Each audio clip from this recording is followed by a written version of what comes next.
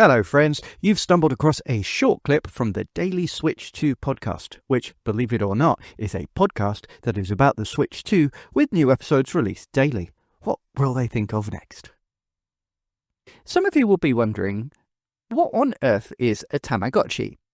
And to be honest, that makes me feel quite old. I've seen some people get Tamagotchi Plaza confused with Tomodachi Life. I can see that the names sound similar. When the first Tomodachi game was released, many of us who were aware of Tamagotchi made the same connection or misheard and mistook the title.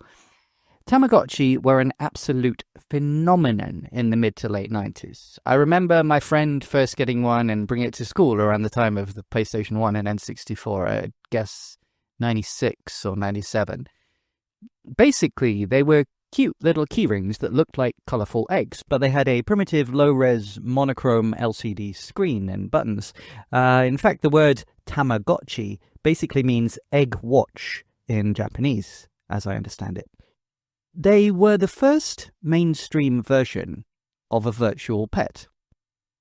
They didn't really exist before that. Yeah, you had things like little computer people in the 80s and stuff like that, but as far as an actual virtual pet, this was pretty much the genesis of them. You had to hatch them from the egg, feed them, clean up after them, give them medicine if they got sick, play games with them, teach them things. If you did well, they would grow and evolve. And if you did badly, they would die or perhaps run away if you're being kind to children. It was very primitive, but also absolutely revolutionary at the time. Tamagotchi spawned countless rip-offs and bootlegs. I myself couldn't afford a full-price Tamagotchi at the time, and they were difficult to find in the shops, but I bought a generic, cheap dinosaur one that would evolve into different dinosaur species, and it was really neat. I played it so much that I kept needing new batteries, which were difficult and expensive to source, so my dad actually modified it to take AA batteries instead with a little battery pack, and those lasted much longer, and were even rechargeable if I wanted. Thanks, Dad. Some of you unaware of Tamagotchi might be thinking it all sounds an awful lot like Digimon. And yes, Digimon originally started as somewhat of a Tamagotchi clone, and as well as looking after them and evolving them, you could battle your Digimon with other people by connecting to their Digimon.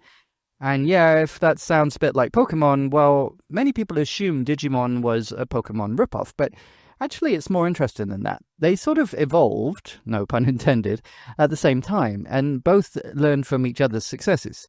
Pokémon Red and Green, as they were in Japan, not Red and Blue, released at the end of February, I believe, in 1996, and Digimon Virtual Pets, complete with evolving and battling monsters that you carry in your pocket monsters, Pokémon, get it? Digimon first released in June of 97. It's not really quick enough to copy Pokemon, but they were instead developed by Bandai, not Bandai Namco, but at the time they were just Bandai. Bandai as a sort of spin-off of Tamagotchi, but for those that would find growing the monsters in strength and battling them more interesting than just raising them more like your child or your pet. At the time, the argument was, well, boys would like Digimon and girls would like Tamagotchi, but I knew plenty of boys who liked Tamagotchi too.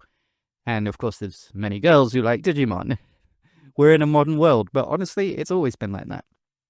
Now, obviously, both Pokemon and Digimon became huge successes with anime, manga, card games, video games, a huge, near infinite amount of toys and merchandise, and even theatrical release movies at the time. And it's clear that at various points, they both actually copied successful elements of the other. But at its heart, Digimon was always just Tamagotchi with battling as far as its parent company was concerned. And then over time, the Tamagotchi toys became more elaborate, being able to connect to other Tamagotchis just like the Digimon toys could.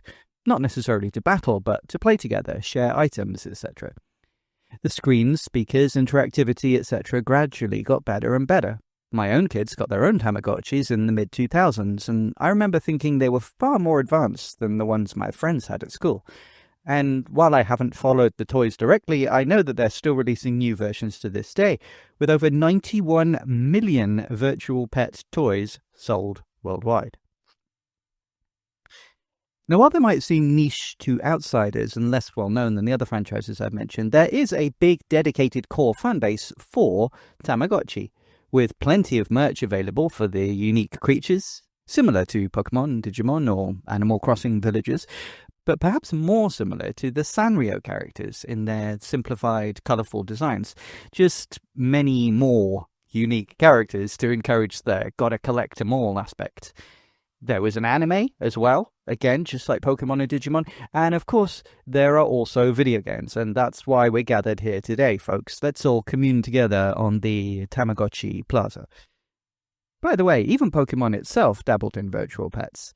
There was the Pokemon Mini console, clearly modelled on Tamagotchi and Digimon-style keyrings, but with the neat addition of having multiple games you could buy on tiny cartridges to play on it. It's the only Nintendo console I've never owned, now I think about it, but I'm not sure it counts as real Nintendo gaming hardware. I don't know. Battle that one out in the comments if you want. But also, let's not forget Hey You Pikachu for the N64, a game where you could plug a microphone into your controller and interact with your very own virtual pet Pikachu.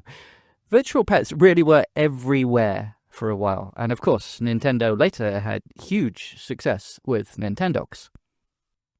Well, that was funny / sad / informative / stupid, wasn't it? Feel free to mentally redact to make that make sense with the clip that you just heard. I don't know what it was. I'm just recording a bumper.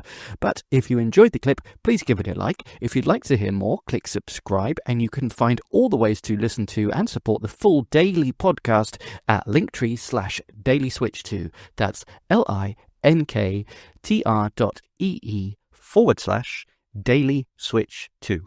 Let's go! Did I sound like I mean that? I do. I really do.